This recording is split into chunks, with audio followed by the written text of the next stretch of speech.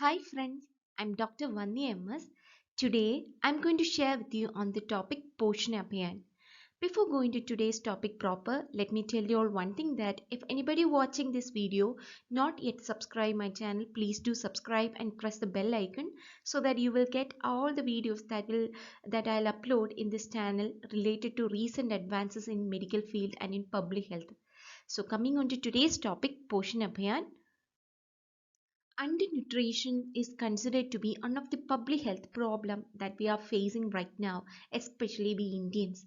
So, in order to address the undernutrition, we need a life cycle approach.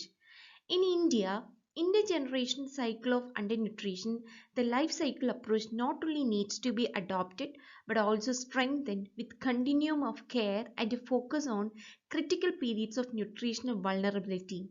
The focus of this strategy is to lay emphasis on adolescent girls, pregnant women, lactating mothers, and children from 0 to 6 years of age.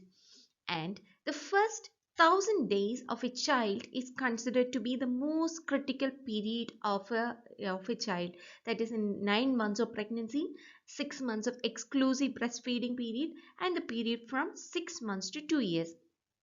Besides increasing the birth weight, timely intervention will help reduce both infant mortality rate and maternal mortality ratio.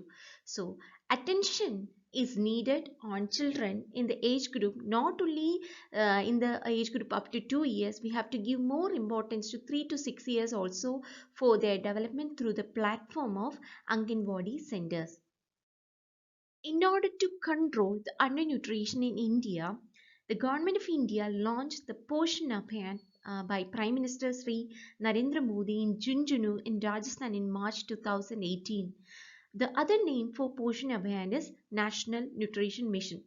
The mission of this program is to ensure convergence of all nutrition related schemes of Ministry of Women and Child Development on the target population.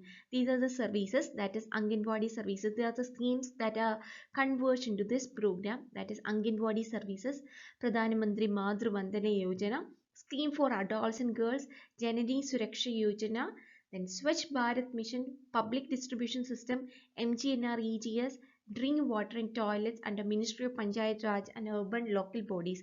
And these are the main services that are converged to in Poshan Abhiyan.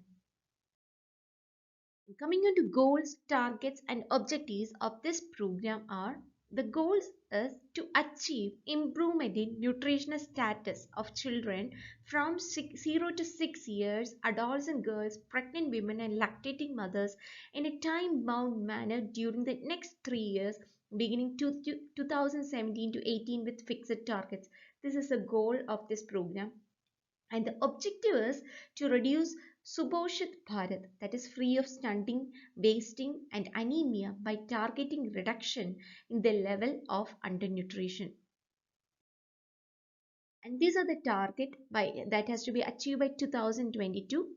Number one is prevent and reduce stunting in children of age group 0 to 6 years by 6%. Okay, by 2022 we have to reduce and prevent stunting among children 0 to 6 years by 6% at 2% per annum.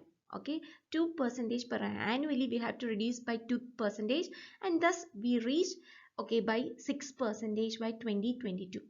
And second one is prevent and reduce underweight prevalence in children 0 to 6 years by 6% from baseline. Okay, by 6% at 2% per annum. Number three is reduce the prevalence of anemia among young children 6 to 59 months of age by 9% from baseline at 3% per annum. Number four is reduce the prevalence of anemia among women and adolescent girls in the age group of 15 to 49 years by 9% per annum at 3% per annum. Then fifth one is reduce low birth weight by 6% from baseline at 2% per annum. Okay, these are the six targets. Okay, number one for stunting, number two for underweight, number three is anemia among young children 6 to 59 months of age, and number four is anemia among women and adolescent girls in the age group of 15 to 49 years of age. Fifth one is low birth weight. These are the five targets for achieving Poshan Abhiyan. Again, simple way to remember is for anemia is 9%. We have to reduce 9% from baseline at 3% per annum. The remaining things, that is for stunting, underweight and low birth weight, we have to reduce by 6% from baseline at 2% per annum. And there are 7 components under this mission. Number one is information computers technology enabled real-time monitoring of schemes. Number two, training and capacity building. Number three, community mobilization and behavior change communication. Number four, performance-based incentives. Number five, flexi activities. Number six, project management, monitoring and evaluation. Number seven, financial implications. These are the 7 mission components under this program Poshan Abhiyan. Now I am going to explain regarding the first component, that is information computers technology enabled real-time monitoring of schemes or ICT RTM. The other name for this software is ICDS CAS, that is Common Application Software. In this software, there are 2 components. Okay, number one is mobile application and second one is 6-tier monitoring dashboard. And with mobile application, this is made available to the field functionaries preloaded on mobile phones, and a 6-tier monitoring dashboard for desktops. These are the 2 components under this software. The aim of this software is to strengthen Anganwadi service delivery and improving the nutrition outcomes through effective monitoring and timely intervention. And the collection of information on Anganwadi service delivery and its impact on nutrition outcomes of beneficiaries on a regular basis is done via electronic devices, that is either through mobile or tablet. Okay, mobile is given to Anganwadi worker and tablet is given to supervisor. And these are the features of this software. First one is location mapping of 1.4 million Anganwadi centers, then mobile phone to Anganwadi worker and tablets to supervisor, then 6-tier real-time reporting system, then convergence and collaboration, then fifth one is name and other based tracking of beneficiaries. Okay, these are the features of this software. And this is the flow diagram of the software from capture of data to aggregation. That is, first of all, the Anganwadi worker interacts and provides service to a beneficiary. Then followed by the data fed by Anganwadi worker is synced to the server. And then supervisor interacts with Anganwadi worker. Then supervisor interacts with beneficiary also. Then supervisor syncs data onto the server. Then help desk interactions for issue resolution. Any issues related to server, the help desk interactions will be there. Then help desk syncs troubleshooting information. Then generation of dashboard reports using data entered by Anganwadi worker. Then stakeholders access reports at various administrative levels. Okay, this is what happening in this software. One of the major advantage following this software is discontinuation of ICDS registers at Anganwadi centers. Earlier we had almost 11 registers were there, at the 11 registers in service delivery, and record beneficiaries was retained. Now about 10 out of these 11 registers have been digitalized. Only one register to maintain a monthly summary of Anganwadi center activities is retained in physical form. Others are all digitalized. This is considered to be one of the advantage of this software.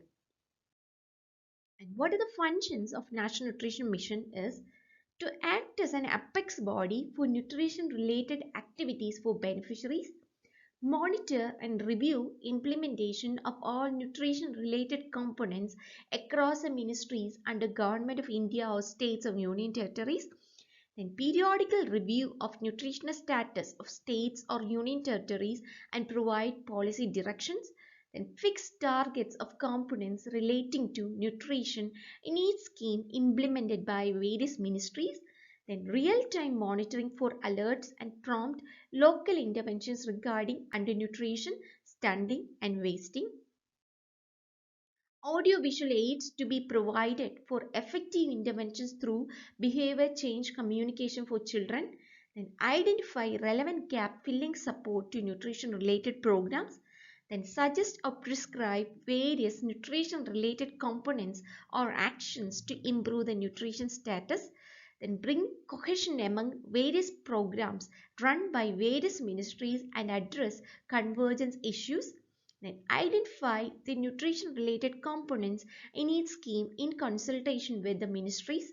Periodical reports on any nutrition related component from the line ministries and states or union territories.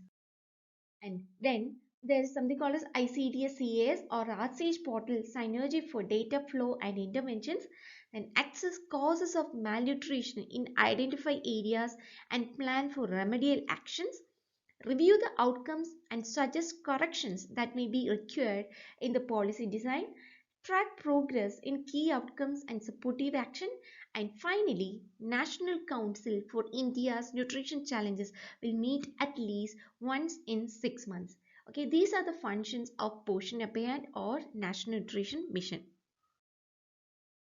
And these are the nutritional schemes to be monitored under National Nutrition Mission: Anganwadi Services, Pradhana Mantri Madru Vandana Yojana, National Creche Scheme, Scheme for Adolescent Girls, National Health Mission, Food Fortification, Swachh Bharat Mission, National Rural Drinking Water Program, Public Distribution System, Midday Meal, then NRLM, National Rural Livelihood Mission, MGNREGS, Mahatma Gandhi National Rural Employment Guarantee Scheme, then Panchayat Raj institutions, urban local bodies, and Sarva Siksha Abhiyan.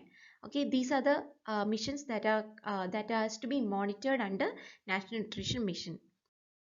So thank you all for watching my video. If you like this video, please share with your friends and please like and subscribe my channel so that you will get all videos related to recent advances in medical field and public health that I'll upload in this channel. So thank you all for watching. Thank you.